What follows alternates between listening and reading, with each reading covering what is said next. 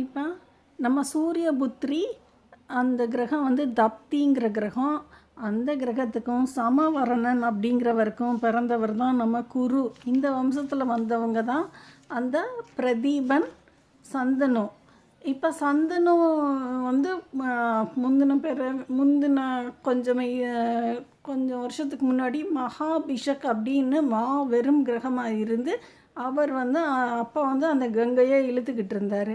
இப்போ அவர் வந்து இங்கே சந்தனு அப்படிங்கிற மகாராஜா அப்படிங்கிற இந்த ஏரியாவுக்கு வந்ததுக்கப்புறம் இந்த அஸ்தினாபுரத்துக்கு ஏரியாவுக்கு வரும்போது அவர் வந்து சைஸ் சின்னதாகி இருக்கிறாரு. இப்போ வந்து இந்த அஸ்தினாபுரம் குரூப்பில் அந்த சந்தனுவோட அந்த கங்கை வந்து ஜாயின் ஆனப்போ இவங்களுக்கு வந்து அந்த அஷ்ட வசுக்கள், அந்த வசிஷ்டர்கிட்ட இருந்து அந்த காமதேனுவையும் நந்தினியவும் அவங்களோட குரூப்புக்கு இழுத்துட்டு போனாங்கல்ல, அவங்க வந்து அந்த காமதேனுவும் அந்த நந்தினியும் திருப்பி வசிஷ்டர் தன்னோட சுற்றுவட்ட பாதைக்கு எடுத்துகிட்டு போன பிறகு இவங்களுக்கு எனர்ஜி கம்மியாகி இவங்க இந்த குரூப்பில் வந்து ஜாயின் ஆகுறாங்க. சந்தனும் கங்கை இருந்த குரூப்பில். இப்போ இவங்க வந்து ஜாயின் ஆகும்போது ஒவ்வொருத்தங்களாம் அந்த 8 வசுக்களும் சந்தனுவால் இழுக்க முடியல, அவருக்கு கெப்பாசிட்டி பத்தாததுனால ஒவ்வொருத்தராக அந்த யூனிவர்ஸில் திருப்பி போயிடுறாங்க. 7 பேர் வந்து ஜாயின் ஆகுறாங்க, 7 பேரும் போயிடுறாங்க.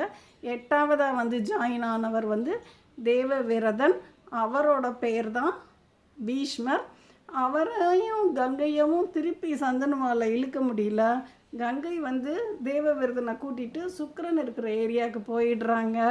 ஒரு 16 வருஷம் கழித்து திருப்பி வந்து இந்த சந்தன குரூப்பில் இவங்க ஜாயின் ஆகுறாங்க. இந்த தேவவிரதன் அப்போ அந்த சுக்கிரன்கிட்டேருந்து கொஞ்சம் வலு வாங்கி இந்த சந்தன குரூப்பில் வந்து ஜாயின் ஆகுறாரு. ஆனால் கங்கையால் வந்து திருப்பி வந்து ஜாயின் ஆக முடியல, கங்கை போயிடுறாங்க வேறு ஏரியாவுக்கு. இப்போ இந்த அஸ்தினாபுரம்ங்கிற ஏரியாவை வந்து சந்தனும் தேவவிரதன் இவங்க பார்த்துக்கிட்டு இருக்காங்க.